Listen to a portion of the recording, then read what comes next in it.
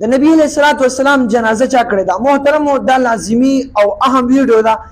ځکه چې موږ ته دا پته نشته چې نبی علیہ السلام جنازه چا کړې ده یا د نبی علیہ السلام نوم څه دی یا نبی علیہ السلام عربي او که عجمي او کوم ځای کې پیدا دی ډېر ملګري له خو د نبی علیہ السلام نوم هم نه ورځي استغفر الله ته څنګه مسلمان دی الله باندې دا خو زده کوه که نه